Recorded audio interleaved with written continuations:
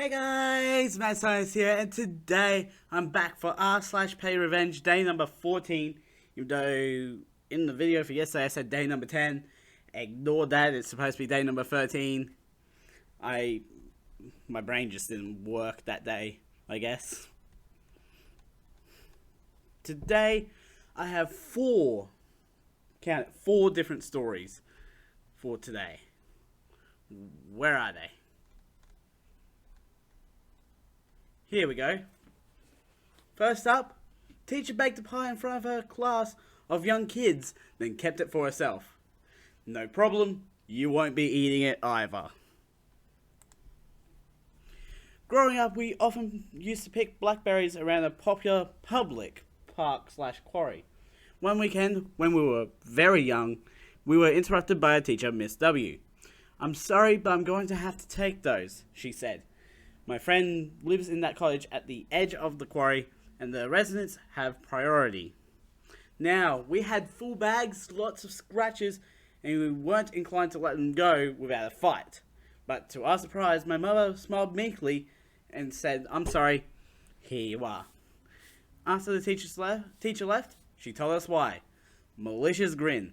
Now, if you thought that the teacher was just a bitch, it gets worse. Our school had a stove in the classroom. Long story. And the teacher decided to cook the same blackberries into a pie in front of around 30 kids under the age of 8. She styled it into a cookery lesson, and we were very excited. All of us had eaten blackberries before, but pie wasn't a big thing here, and that was new. So we watched her make it, pop it in the oven. And then she sent us on break. And when we came back, it was gone, and we went back to normal lessons. Being the innocent soul that I am, I was the one to ask, "What are you going to do with the pie?" Eliciting choruses of, "Can we eat the pie now?" "That pie was not for you," she snapped at the class. Then to me, in a very supercilious tone, "I'm sorry that I had to ask your mother to give us the blackberries, but my friend had been waiting for a long time for them to get ripe, so she deserved them." That's not why she gave them to you," I said. I was an honest soul. "They had maggots." "Don't be silly," she snapped, and sent me to sit in the corner for 15 minutes for lying. I still associate corners with teacher-free relaxation. The next day, she came in looking very sick and had a long conversation with my mother, who couldn't keep a secret to save her life, and so told us later. During dessert with her friend, my teacher told the funny maggot story, whereupon all conversation ended, and she learnt firsthand that maggots breathe in blackberries after rain. Of course, I told everyone in the class. She left a year later. Why do you have to be so petty to be like, "Oh, these blackberries are now mine because my friend deserves them"? Okay, enjoy maggots then. Really?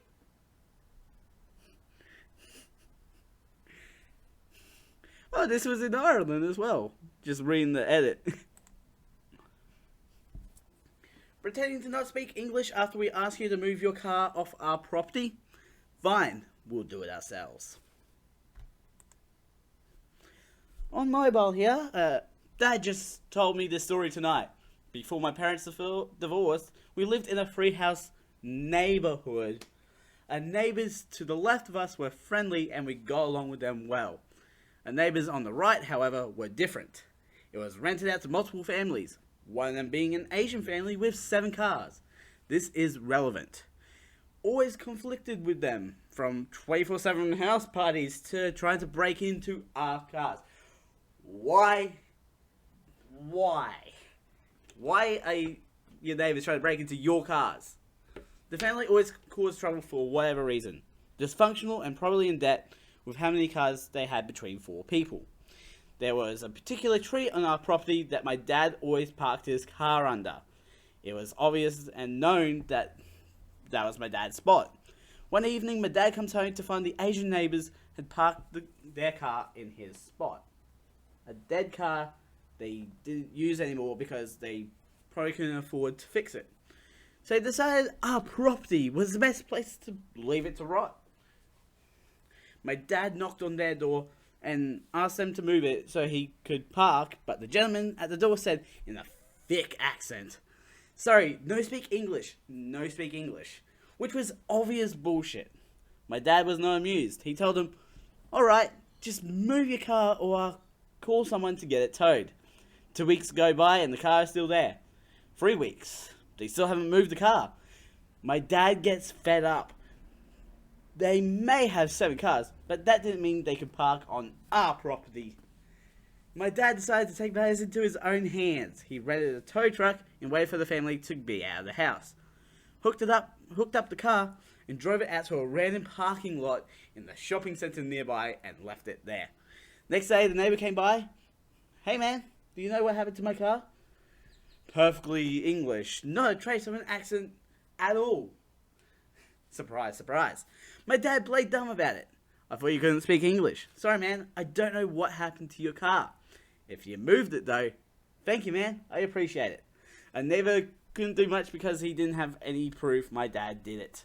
Didn't talk to us or park in our spot ever again.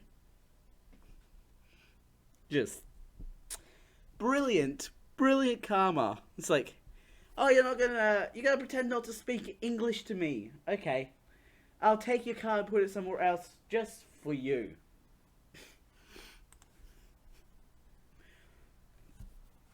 Mum waited 5 years to get a revenge on my grandpa.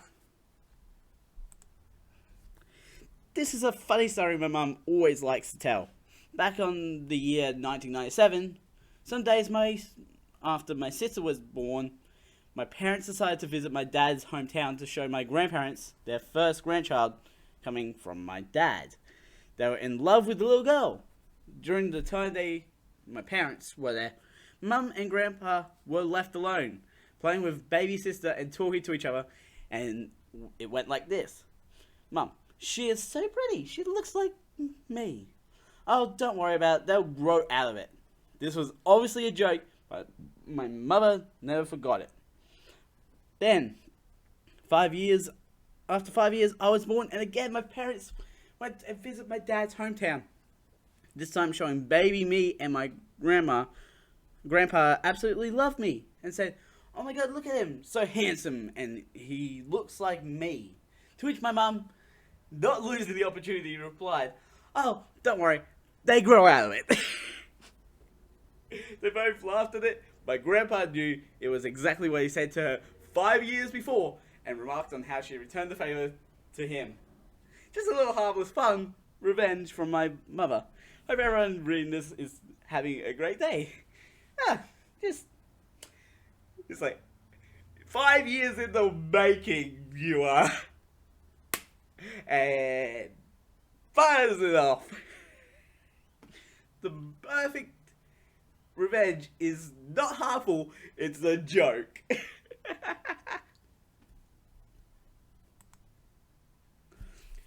Married people, single sex. Working at Blockbuster circa 2003, when checking people out, there were 2 things you're supposed to do. 1, read the titles of the movies and give the due dates. 2, tell people to have a nice day/night after handing them their movies on the other side of the security gate. So a guy comes in with his 2 kids on a busy Friday night. He has a few children's titles and a softcore porn flick. I ring up the videos and tell them the due dates of the kids' movies and say the other one is due blank, trying to save him a little embarrassment. I walk over to the security gate to hand him the videos where I'm planning on telling him to have a good night. But he's still at the register. Confused, I look at him and he says, "Aren't you forgetting something?" I think through the Blockbuster process, I can't come up with anything. He has an indignant look on his face and says, "You're supposed to tell me to have a good night." I'm pretty stunned that a grown man is so reliant on the well wishes of an 18-year-old, especially since I would have given him what he so desperately needed if he walked over to the security gate. So I say, sir, I'm sorry. I'm so sorry. Have a great night. I hope you enjoy your copy of... I look down at his VHS tape, then look at everyone behind him in line and raise my voice. Married people! Single sex! He turns bright red and the lady behind him covers her face. Sort of feel bad for his kids getting caught in the crossfire, but there are always casualties in war. I was not expecting the title to be literally the title of the softcore porn video that he got. That is... Woo! Yikes.